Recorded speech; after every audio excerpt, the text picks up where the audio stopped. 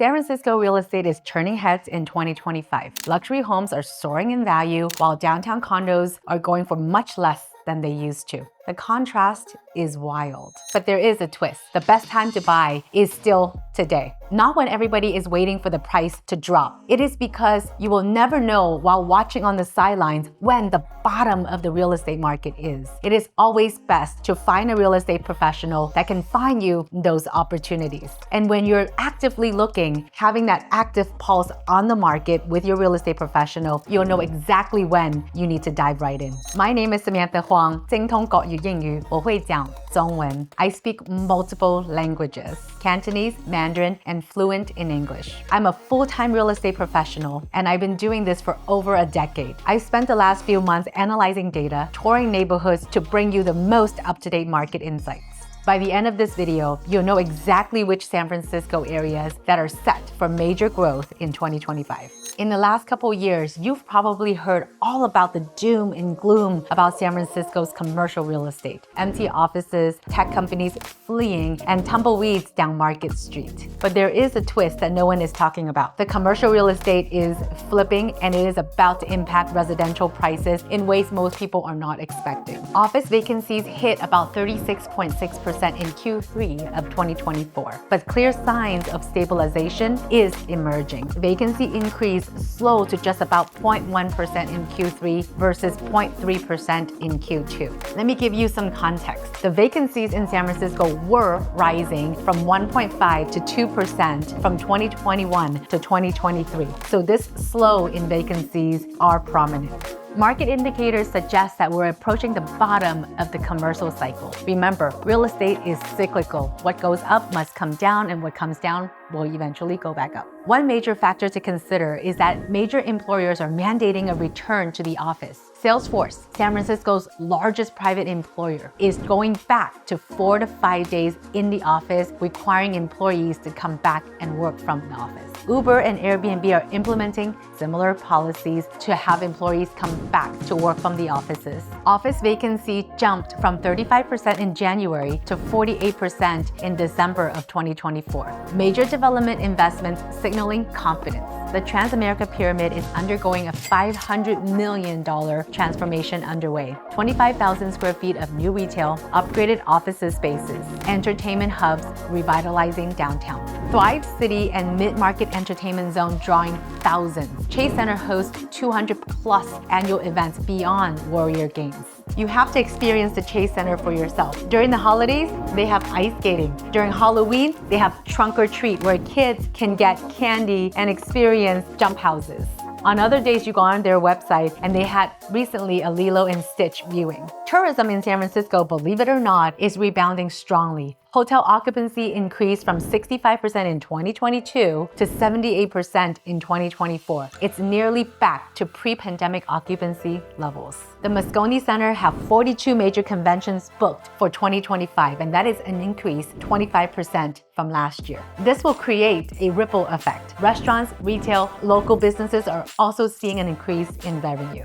But before you assume that this boom is lifting the entire city equally, well, let's be clear, it's not. San Francisco's commercial resurgence is splitting the housing market into two. Some neighborhoods will soar, while others will lag slowly behind. So I'm about to show you exactly what is happening. But first, if we haven't met yet, my name is Samantha Huang. I am your go-to San Francisco real estate expert with over a decade of experience in helping people navigate this dynamic market. If you want insider insights of the latest trends, you're at the right place. Hit the subscribe button below and never miss a video. So let's talk about these two markets, the luxury boom and the condo market correction. Right now, San Francisco is experiencing two very different markets in real estate. What most people find it shocking is that the luxury real estate market is flying off the shelves, while there are downtown condos that are sitting on the market for longer days.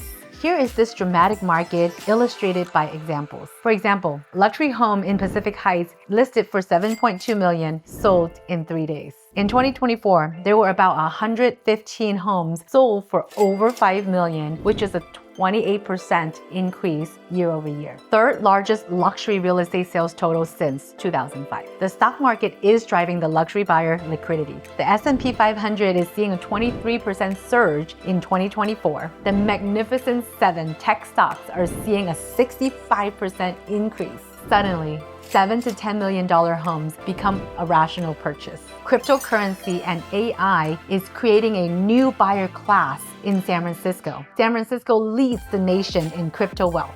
Local residents average $55,000 in crypto holdings, 3 times the national average. We are seeing the luxury market in San Francisco holding strong, and it is because of these 3 determining factors. Industry alignment, AI versus traditional tech money. Equity composition, whether these tech or AI executives were in these companies in early stages versus when the companies have matured. Location preferences, specific neighborhood versus broader options. We are seeing AI executives outbidding traditional tech workers despite similar salaries. The startup equity value is creating purchase power differences.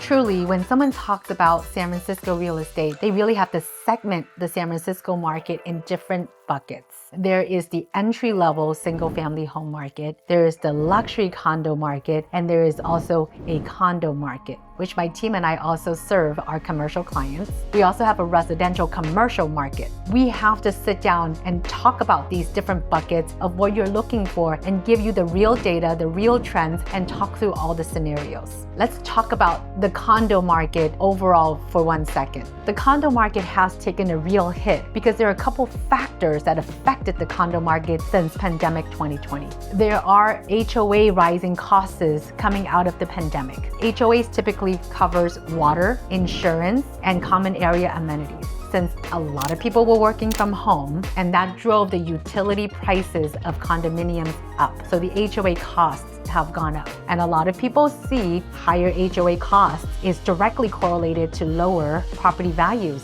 of the condominiums. The other thing that happened is the California fires. Condo building insurances have gone up exponentially, and some condos are struggling to get insured. So this means a higher insurance bill for the condominium is also driving the monthly HOA costs up. And again, higher HOA monthly costs equals an effect directly correlating to condo prices. Because as you pay more in HOA dues each month, that may lower your affordability of the price of the property you can purchase. So that is the 2 factors that are affecting HOA and 2 factors that are directly affecting condo prices. The other thing that happened recently that's affecting condo prices is the SB 326, what we are simply calling it the balcony law. California is requiring that HOAs do a balcony inspection, making sure that the balconies are safe and is code compliant. So a lot of the deferred maintenance are coming out in terms of certain condos with balcony deferred maintenance that needs to be repaired, and all the planned repairs are also affecting condo prices, insurance, and loan. Whether during this construction, the lenders will loan to these condos with balconies or not. So those are driving factors of what's affecting the condo market. If you want to know more about this condo market, I can help, but we have to sit down and do a consultation. So let's talk a little bit about the effects of condo prices. A recent example of a condominium sold in the Affinity, a 2-bedroom unit, recently sold for $1.25 million. The previous owner in 2016 purchased it for $1.68. But we are seeing that people have to start working out of their homes and back into the offices. So we're optimistic that condo market is going to come back. We've gone through a little bit of an adjustment period in terms of prices, and we will slowly see HOA monthly fees stabilize. All of these things are trending towards a comeback. But in terms of HOAs, I always help my clients know exactly what to look for so that way you can avoid big assessments and you can understand exactly the financial health of this HOA. And picking the right condo, picking the right HOA monthly, picking the right HOA financing team, picking the right condo community, knowing the management company and their financial status, managing these condos, and also knowing what amenities the HOA provide is really important to your success in this home holding equity for you in the future. We are starting to see the structural shifts in tech workforce. AI companies are worth more, but employs fewer workers, comparing to a $10 billion tech company. A decade ago, they would hire 5,000 to about 10,000 employees. Today, these companies are only employing about 800 to 1,500 employees. Fewer mid-level workers are seeking $1 to $3 million housing. We're also seeing that software developer job postings are down 33% from pre-pandemic levels. So the result is that there's a depleting demand for mid-range homes while there's a higher demand in the luxury market. I'm sure you're eager to learn about neighborhood opportunities, and we'll get into that really soon. But first, let's dive into what's happening with the mortgages. The interest rate story in San Francisco is completely different than what you are hearing on the national news. So wait, let me show you something contradictory here about the San Francisco mortgage rates. What if I told you in San Francisco, the bigger the mortgage, the lower the rate? That sounds really counterintuitive, right? Well, it's true. It is what San Francisco Bay Area considers the jumbo loan advantage, which is standard in San Francisco that we typically get a loan over $1.1 million to afford it because the median sales price here throughout San Francisco is just above $1.6 million. Interest rates are approximately 1% lower than the national conforming rates, when the national conventional interest rates are at about a 6.8% interest. Jumbo loans are typically anywhere between 5.6 to 5.9. How could this happen, you ask?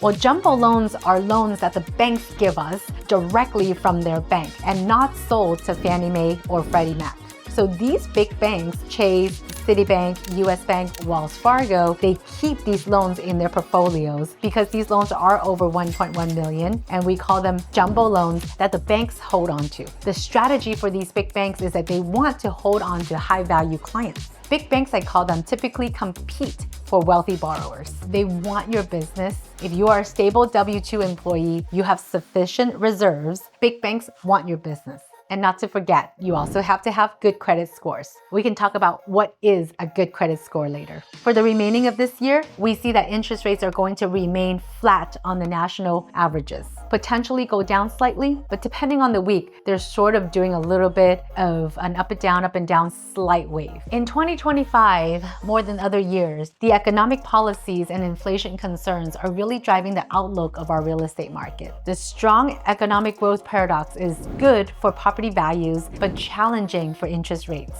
The Treasury Secretary is prioritizing inflation control. There were previous forecasts that there should be 4 to 6 rate cuts in 2025. But the reality is that we are lucky if we get 2 max this year. But honestly, the reality is that most buyers are used to anywhere between 6 to 7% interest rate today. They're well aware that interest rates are very unlikely to go back below 3%. If somebody is really just waiting for interest rates to go down before they jump into this market, that could be a huge mistake. That plan will backfire because when you are chasing lower interest rates, property values will go up not only with competition, but with affordability. The mortgage rate fundamentals are often being misunderstood.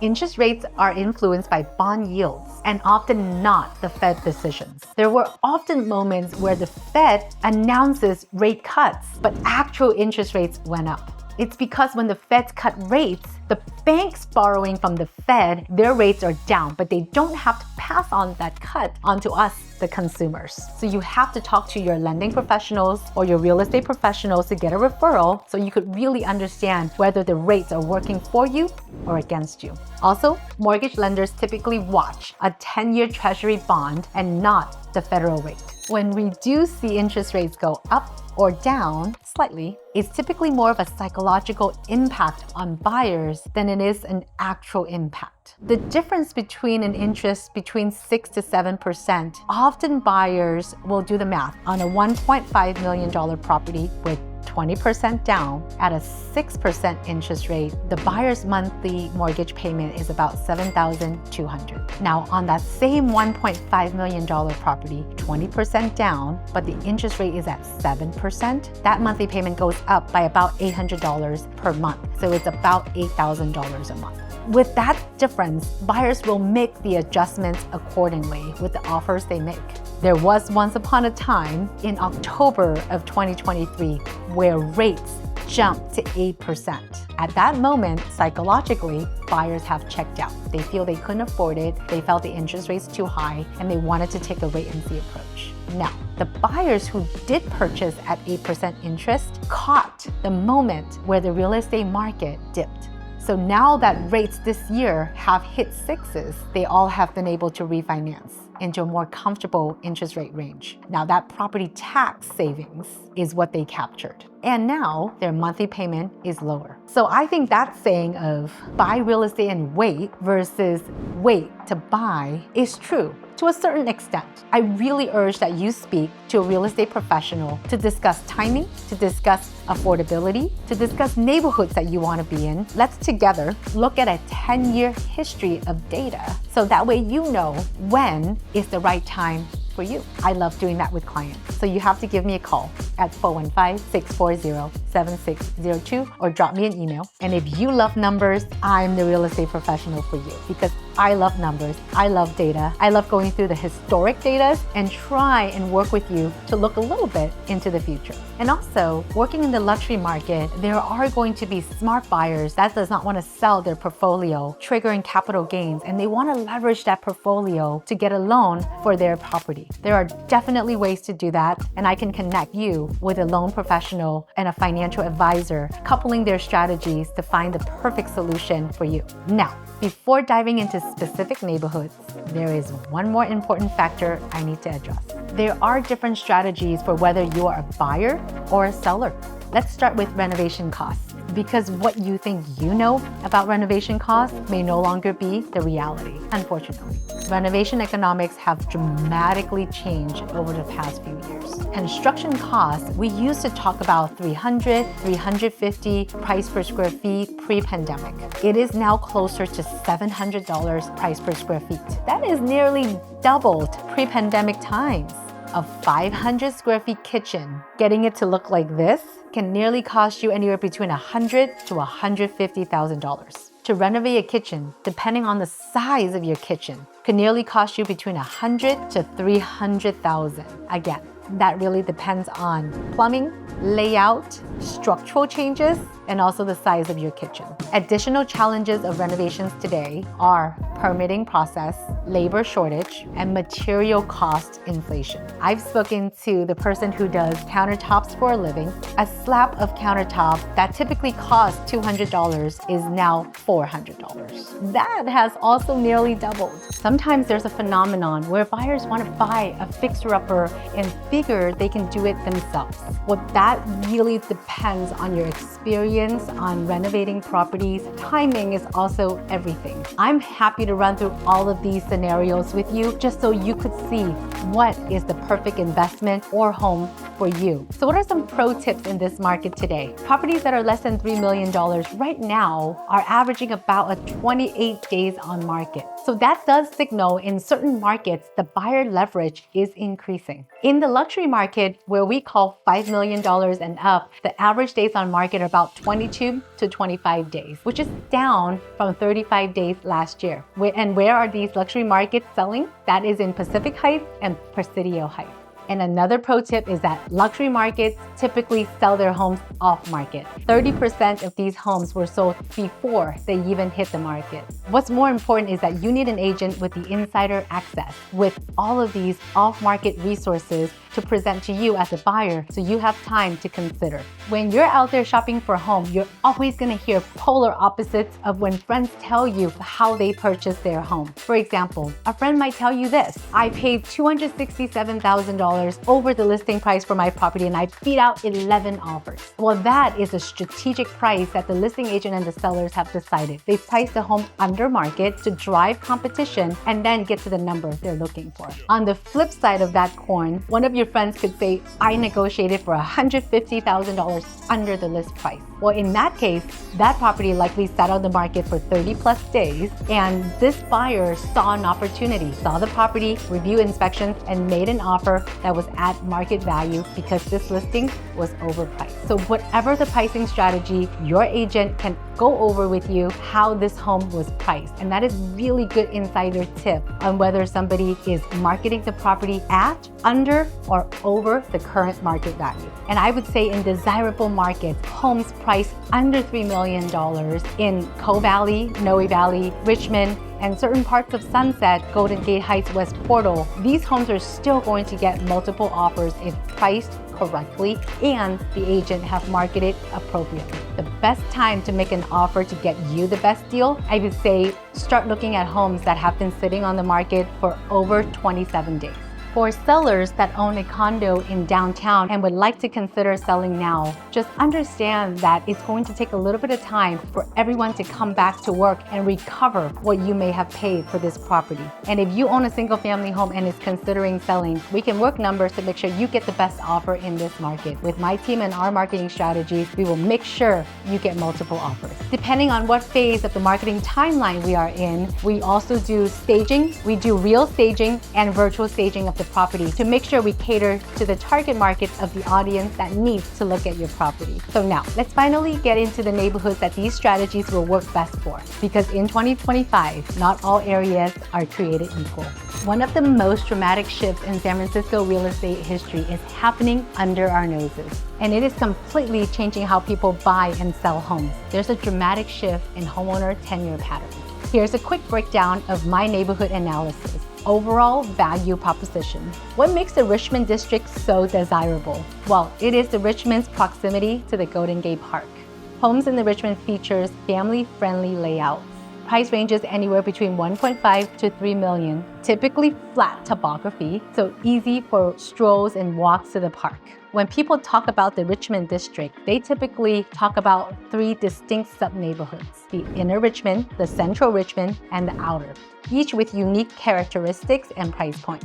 Inner Richmond commands the highest price per square feet due to its proximity to Presidio Heights and downtown. You often also hear people talk about Lake Street between 2nd and 8th Avenue, 12 between Lake and California, the perfect balance of amenities and residential tranquility. Right by Lake Street, you do pay a premium, about 18 to 22% higher price per foot than homes just 3 blocks south. Recently, we saw a home close to Lake Street sold for about $1,400 price per foot, and a similar Anza Street property sold for about $1,200 price per foot. You might find the best value in central Richmond between California and Gary, about 15 to 20% discount compared to Lake Street equivalent.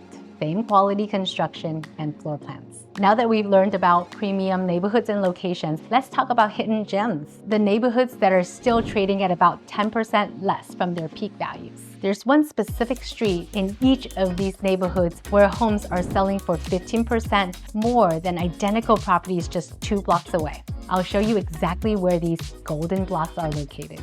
Here's my neighborhood analysis. Fernald Heights. The key advantage of Fernald Heights is walkability to Cortlandt Avenue. Cortlandt Avenue hosts established restaurants and coffee shops. Starter homes are anywhere between $1.4 million to $2.8 million. Strong community feel with a diverse resident base. Unique microclimate that's typically about 5 to 10 degrees warmer and sunnier than its surrounding areas. Stunning views from the Bernal Hills Park. The golden blocks are Presida Avenue near Holly Park, on Montcalm Street between Somerset and Nevada. What makes these blocks special is that they are on flat lots with panoramic views. The price differential could be anywhere between $150 to $200 price per foot higher than homes just a few blocks away. The best value opportunities are located in Bernal Heights Southern Slope properties, typically about 10 to 15% less than the North Slope equivalent, where you still maintain excellent Cortlandt Avenue access in the Bernal neighborhood while you enjoy the same microclimate advantages with a better ticket price. Sunset District. The premium blocks of the Sunset District is the 9th Avenue and Irving corridor, UCSF medical proximity, driving healthcare professional demand. Diverse price points are available in the Sunset District. Current pricing in Sunset is below market peak, and there's a little bit more inventory compared to the Richmond District. Inner Sunset is 19th Avenue to 36th. Outer Sunset is 37th to 48th Avenue. Inner Sunset properties command a higher price per square feet because of its proximity to Golden Gate Park, 9th and Irving.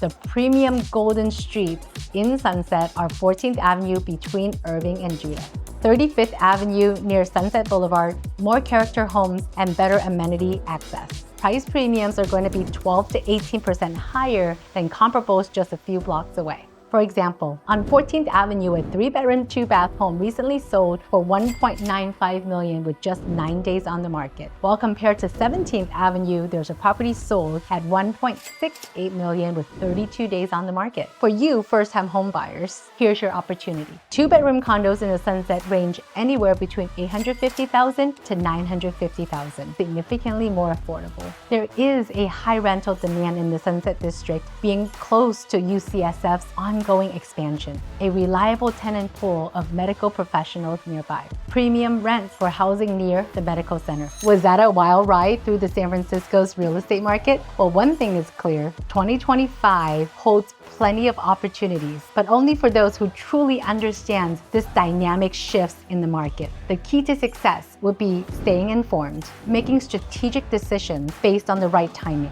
and leveraging your position in this ever-changing market. Here's what's happened so far in 2025. Q1 of 2025 came out the gate really strong. Q2, which is the spring market, where we typically see a strong spring, this spring was a little bit soft because of everything that was happening or beginning to happen in the global economy. Summer brought stable pricing and more inventory. My prediction for the fall is that there is going to bring more activity from buyers and sellers, and it's going to be active up until the holiday season.